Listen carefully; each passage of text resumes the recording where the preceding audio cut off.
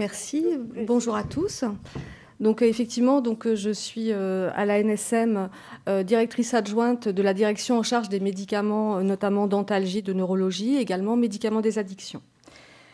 Donc ma présentation va être essentiellement, comme cela a été dit, orientée sur le risque lié aux médicaments antalgiques. Alors avec la plus grosse partie de la présentation qui va porter sur les antalgiques opioïdes, mais également 2 rappels rapides mais essentiels sur le paracétamol et l'ibuprofène. Non. Alors, d'abord en préambule, et un préambule très important, c'est que le traitement de la douleur est une priorité de santé publique en France, et ça depuis 20 ans. Donc il y a eu effectivement une succession de plans de lutte contre la douleur depuis 1998, et actuellement, donc également, on a la loi relative en 2002, relative aux droits des malades et à la qualité du système de santé, qui reconnaît le soulagement de la douleur comme un droit fondamental de toute personne. Également, pour citer également l'importance de la prise en charge de la douleur, un plan national qui a été mis en place en 2015 pour le développement des soins palliatifs et de l'accompagnement en fin de vie. Alors, ceci étant dit, donc moi, dans la plus grande partie de ma présentation, je vais vous parler bien sûr de la situation française, mais je vais resituer ça également par rapport justement à quelque chose dont vous avez certainement beaucoup entendu parler, c'est l'épidémie, entre guillemets, d'overdose aux opioïdes aux États-Unis. Je crois que c'était avant-hier où Donald Trump a dit que chaque Américain devait avoir sur lui un kit pour antagoniser les opiacés, donc de naloxone. Effectivement, c'est une situation absolument dramatique aux États-Unis. Alors, ce qu'il faut savoir, c'est que de 2001 à 2013, la consommation des opioïdes a doublé dans le monde et que 80% de cette consommation est aux USA.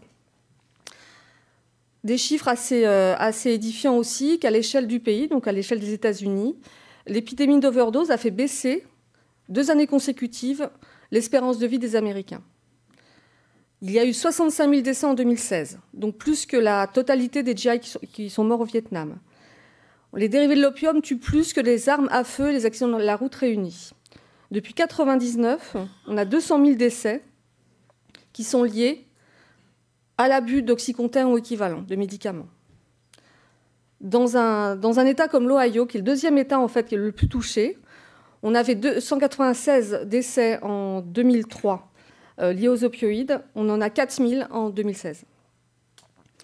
Et cette épidémie en fait a démarré dans les cabinets médicaux en 1995 par la prescription essentiellement d'oxycodone, qui en fait avait été vraiment promu pour traiter toute douleur, hein, y compris extraction dentaire, entorse, et avec on va dire une promotion extrêmement agressive du laboratoire Pur du Pharma, qui a d'ailleurs été attaqué depuis en justice. Et effectivement, on a eu 700 visiteurs médicaux qui ont été dispatchés dans l'ensemble du pays, et donc qui promouvaient cette utilisation dans la douleur, dans n'importe quelle douleur, d'un médicament opiacé fort. Donc c'est vrai que ce qu'on voit après, c'est par cette courbe qui résume assez bien la situation. Donc on voit dans la courbe, la première courbe bleu marine, la courbe bleu-violette, on va dire. Effectivement, on voit l'augmentation des décès par overdose par les opioïdes semi-synthétiques, c'est-à-dire par exemple l'oxycodone. Et on voit qu'en 2010, en fait, il y a une espèce de prise de conscience avec effectivement des mesures qui sont prises. Et par contre, ce qu'on voit en parallèle, c'est l'augmentation du coût des overdoses à l'héroïne, et également ce qu'on voit maintenant arriver aux États-Unis, et qui fait des ravages, et qui continue à faire de nombreux décès, c'est l'arrivée des opioïdes synthétiques, donc des fentanyloïdes de synthèse, qui arrivent maintenant, donc qui sont vendus dans la rue, et qui font de nombreux morts également. Donc une situation assez dramatique. Alors maintenant, je vais replacer ça par rapport à ce qui se passe en France. Alors bien sûr, on va voir qu'on n'a pas cette ampleur en termes de décès et d'intoxication. Mais par contre, c'est vrai que ce qui nous interpelle, c'est qu'on voit quand même un certain nombre de signaux qui peuvent nous dire en tous les cas de faire attention. Alors pour en revenir, ça va être repris après, mais le paracétamol, donc par rapport aux antalgiques et aux médicaments antalgiques, le paracétamol est l'antalgique le plus consommé en France, avec une augmentation d'ailleurs des formes 1 gramme qui augmentent depuis quelques années. On a une consommation également d'AINS avec l'ibuprofène, qui est le deuxième antalgique le plus consommé, avec également une augmentation des forts dosages. On a une augmentation, une consommation d'opioïdes faibles qui a diminué. Donc ça, c'est lié au retrait du dextropropoxyphène en 2011. Mais en parallèle, on a une augmentation, bien sûr, des codéinés, du tramadol et des médicaments avec de la poudre d'opium. On a une consommation d'opioïdes forts qui a augmenté. Alors là, c'est vrai que ce chiffre est assez parlant et assez impressionnant, mais en même temps, on partait d'assez bas. On a l'oxycodone qui a augmenté de 613% sa consommation entre 2006 et 2015. Le fentanyl également, qui a beaucoup augmenté avec le transmuqueux, également le fentanyl transdermique, et la morphine, qui est le médicament antalgique opioïde fort le plus consommé en ville. Et on voit que donc dans 95%, et c'est tout à fait normal, les opioïdes sont prescrits par des médecins généralistes. Donc ici, ces courbes reprennent un petit peu ces chiffres-là. Donc effectivement, on voit que par contre, les antalgiques opioïdes forts représentent, même s'ils sont en augmentation, représentent vraiment une part minime par rapport aux autres médicaments antalgiques. Donc je vais vraiment faire cette présentation par rapport aux risques sur les antalgiques opioïdes forts. Et donc, pour rappeler qu'en termes d'exposition, donc on a un certain nombre de données de l'assurance maladie qui vont être également développées par la prochaine intervenante. On avait en 2015 à peu près 17% de Français qui avaient bénéficié d'un remboursement d'un antalgique opioïde. Et donc, une part assez faible de Français qui avaient eu au moins un opioïde fort, c'est-à-dire 0,92%. Mais par contre, on a bien une augmentation de l'utilisation, enfin, en tous les cas, de la consommation des opioïdes forts. Et également un chiffre important, c'est que 71% des Français, donc par rapport à ces éléments, qui ont une prescription dans une douleur chronique non cancéreuse. Donc une augmentation également de 71%. Alors quand je parlais donc d'une situation qui n'avait rien à voir bien évidemment avec les États-Unis, donc, par contre, on a quand même un certain nombre de signaux qui nous alertent et nous invitent vraiment à la prudence, et en particulier donc, les hospitalisations pour intoxication par un opioïde prescrit, uniquement prescrit. Et on a une augmentation de 128% de ces hospitalisations par un opioïde prescrit. Alors, quand on regarde un peu les patients qui sont justement qui ont été étudiés dans cette étude qui a été présentée en commission des stupéfiants en mai 2017, on a 30% des patients qui sont traités pour un cancer ou ou en soins palliatifs, avec un âge médian de 65 ans. Pardon. On a 13% de patients pharmacodépendants aux opiacés, donc ça c'est aussi, entre guillemets, je ne vais pas dire normal, mais en tous les cas c'est quelque chose d'attendu. Par contre, c'était moins attendu, c'est qu'on a quand même une majorité de patients, donc 57% des patients dans cette étude, qui ont eu une délivrance, 57% des patients donc hospitalisés en raison de l'intoxication ou en lien avec l'intoxication par un opioïde, 57% de ces patients, avec là des patients qui ne font pas partie des deux premières catégories, des patients qui ont une délivrance d'opioïdes, donc une délivrance d'opioïdes prescrite dans un cadre de douleur, dans les 3 mois qui ont précédé leur hospitalisation. Et dans ces patients-là, on a donc, dans les médicaments prescrits, on avait 65% d'opioïdes forts et 57% d'opioïdes faibles. Et toujours dans ces mêmes patients, 57% de patients qui étaient des douloureux chroniques. Donc là, on n'est plus dans cette même situation où, effectivement, on n'est pas dans la situation des usagers de drogue, pas du tout. On est dans une situation de patients à qui on a prescrit, d'une façon tout à fait normale, un opioïde et qui se sont retrouvés, à cause de cet opioïde, hospitalisés. Également, un signal aussi qui nous interpelle, c'est l'augmentation, l'évolution des décès par opioïdes. Alors là, c'est les opioïdes prescrits, mais pas uniquement. Effectivement, on a une augmentation des décès par opioïdes entre 2000 et 2014, avec une augmentation de 161% des décès. Donc, ça, ce sont les données de l'INSERM, les données du CEPIDC. Au niveau de l'agence, le réseau d'addictovigilance réalise aussi tous les ans une étude spécifique sur les décès parentalgiques. Alors, on a effectivement un nombre de cas assez limité, puisque là, en 2016, on avait 84 décès. Par contre, ce qu'on voit, c'est que dans ces décès, la cause, en fait, le médicament en cause dans ces décès, c'est le tramadol. 3 années consécutives, ça a été le tramadol. Donc, en conclusion, par rapport aux antalgiques opioïdes, alors bien évidemment, vous l'avez compris, donc on a une ampleur qui est beaucoup plus limitée qu'aux États-Unis, et heureusement, parce que c'est vraiment une catastrophe sanitaire.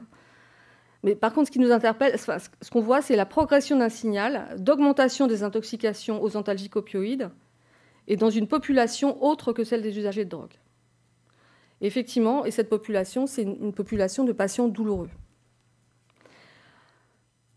Donc clairement, le rôle des médecins généralistes par rapport à ce signal est fondamental, à la fois pour éviter le mésusage, également bien sûr pour favoriser le bon usage. Et je le rappelle et je le redis, ces médicaments sont indispensables à la prise en charge de la douleur. Ce n'est pas du tout ça qui est remis en question, mais c'est vrai que voilà, il faut être prudent et respecter effectivement les indications de ces médicaments. Alors, je n'ai pas fini en fait. Là, c'était donc la conclusion par rapport aux antalgiques opioïdes, mais en fait, je vais également vous apporter quelques données complémentaires d'addictovigilance, donc de vigilance concernant justement les addictions, sur un certain nombre de médicaments, et en particulier donc, la codéine, donc, qui a fait un petit peu de bruit en juillet dernier, puisque la codéine est passée sur prescription médicale obligatoire en juillet dernier. Alors là, on n'était pas, la cause de cette mise sur prescription n'était pas donc une problématique de patients douloureux. Là, on était sur une problématique de détournement par des adolescents, des jeunes adultes, qui effectivement consommaient des médicaments à base de codéine à des fins récréatives. Et effectivement, avec des signaux qui montaient depuis 2013, avec des signaux également chez les pharmaciens qui délivraient de plus en plus de codéinés à des adolescents autour des écoles ou des collèges. Et effectivement, on a déploré fin 2016 et début 2017 2 décès d'adolescents où clairement la codéine était impliquée directement. Et donc, c'est la raison pour laquelle la prescription des médicaments à base de codéine était rendue obligatoire avec effet immédiat, avec prise d'effet immédiate en juillet. Pour l'instant, on n'a pas encore de mesures, de retour par rapport aux impacts qui ont découlé de cette mesure. Par contre, ce qu'on a vu par rapport à la codéine, c'est qu'on voit quand même émerger justement un certain nombre de patients douloureux qui étaient, on va dire, dépendants, qui avaient été initiés avec des médicaments à base de codéine, et des patients qui deviennent dépendants et qui sortent un petit peu du bois, on va dire, et effectivement, qui ont un vrai problème d'addiction, et des patients douloureux donc, qui ont pris de la codéine et qui prennent de la codéine sans prescription, et qui se sont retrouvés un petit peu démunis, et donc maintenant qui doivent être pris en charge aussi dans des structures spécialisées. Autre médicament, le tramadol, avec une augmentation des cas d'abus depuis 2011, donc des abus notamment dans des enquêtes portant sur les ordonnances falsifiées. Donc on a clairement une augmentation des cas d'abus avec le tramadol. On a des usagers qui sont plus concernés par cet usage problématique, et en particulier donc, les personnes qui deviennent dépendants à la suite de traitements à base de tramadol pour des migraines ou des céphalées, et des sujets qui ne peuvent plus arrêter le traitement, qui sont clairement devenus dépendants au tramadol. Également, on a des sujets qui consomment des doses élevées, et avec des effets, par exemple des convulsions qui peuvent être, voire des décès. Également, le tramadol est également utilisé dans le cadre de conduite dopante. Donc ça, c'est de plus en plus ce qu'on recueille au niveau des données d'addictovigilance. L'oxycodone, on en a parlé, on a une augmentation très importante de la consommation d'oxycodone. Également, on a un mésusage, on voit des mésusages avec les patients douloureux à la recherche d'effets qui sont des effets autres que des effets antalgiques, et des usages hors AMM, on va dire, avec notamment dans la fibromyalgie. Et ce qu'il faut voir, donc, c'est que l'oxycodone est plutôt présenté comme plutôt moins dangereuse que la morphine ou le fentanyl. Ce qu'il faut savoir, c'est quand même qu'on a un potentiel de dépression respiratoire qui est plus élevé que la morphine. Fentanyl transmuqueux, fentanyl transdermique également. Fentanyl transmuqueux avec le développement de dépendance primaire chez les patients douloureux. Également, ce qui se passe souvent avec le fentanyl, et la NSM a à plusieurs reprises rappelé un petit peu les indications, c'est qu'on avait des prescriptions hors AMM dans des douleurs non cancéreuses avec des traitements de fond insuffisants. Également, une dangerosité extrême avec le fentanyl, 100 fois plus puissant que la morphine. Donc, par rapport aux antalgiques opioïdes, donc, comme je le disais tout à l'heure, on a des signaux, on a l'importance de respecter en tous les cas les AMM et les indications de ces médicaments. Et par ailleurs, donc, un certain nombre de sociétés savantes également ont émis des recommandations alors pour la Société française d'études pour la douleur en 2016 et la Société française d'anesthésie-réanimation. Elle a également réactualisé ses recommandations en 2017. Donc avec en particulier, alors là c'est vraiment des exemples, mais je vous invite vraiment à regarder dans le détail ces recommandations qui sont publiées. Donc une efficacité modérée des opioïdes forts dans certaines douleurs, par exemple des douleurs chroniques non cancéreuses comme l'arthrose, dans des douleurs neuropathiques, donc une efficacité limitée. Également, les sociétés savantes recommandent de privilégier les formes à libération prolongée dans les douleurs chroniques non cancéreuses. Il est recommandé de ne pas utiliser les opioïdes forts dans les fibromyalgies, dans le traitement des céphalées et des migraines. Et également, et ça c'est vrai que c'est un point fondamental, et surtout quand on voit les éléments présentés avant, c'est qu'il est fortement recommandé d'évaluer chez le patient et d'identifier des facteurs de risque de mésusage des opioïdes avant toute prescription d'opioïdes forts. Ça, je pense que c'est un point extrêmement important, justement, afin d'identifier les patients pouvant poser problème, les patients problématiques potentiellement par la suite. Également, donc, la HAS a publié aussi des recommandations récemment, en 2014, sur les accès douloureux paroxystiques du cancer. Alors, ce n'est pas tout à fait fini non plus. Donc là, par contre, j'ai effectivement souhaité axer principalement sur ma présentation sur les opioïdes forts. Je vais juste quand même rappeler par 2 diapositives la problématique du paracétamol et la problématique de l'ibuprofène, avec juste 2 risques principaux identifiés.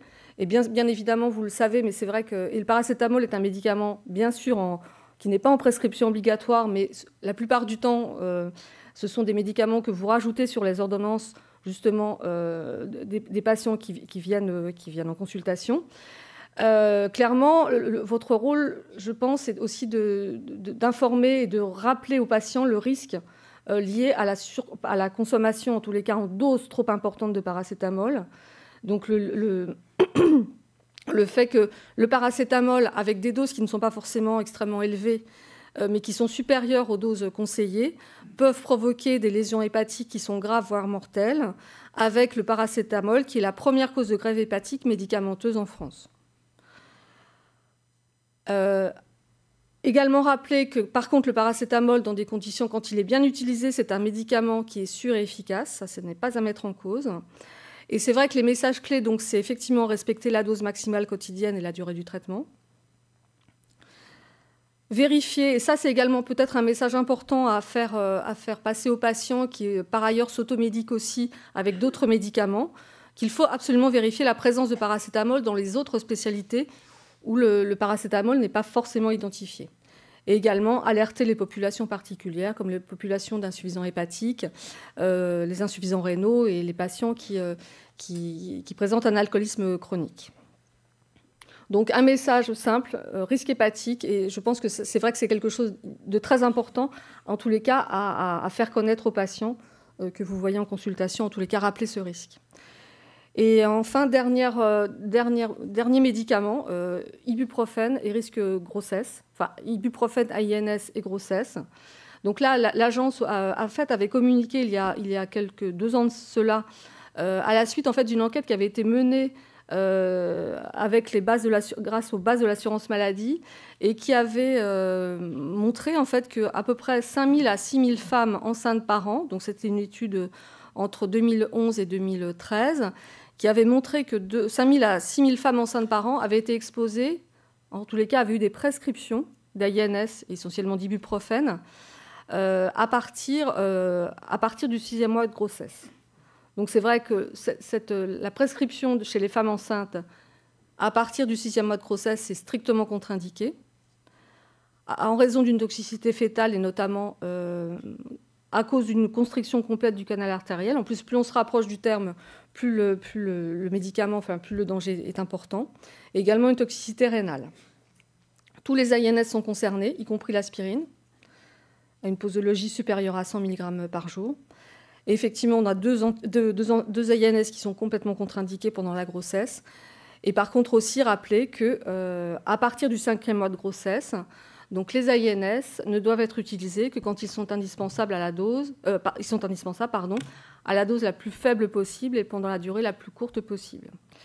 Voilà, je pense que j'ai à peu près fait le panorama des risques, en tous les cas, les plus importants concernant ce type de médicaments, les médicaments antalgiques. Donc je pense que je vais m'arrêter là. Merci. Merci.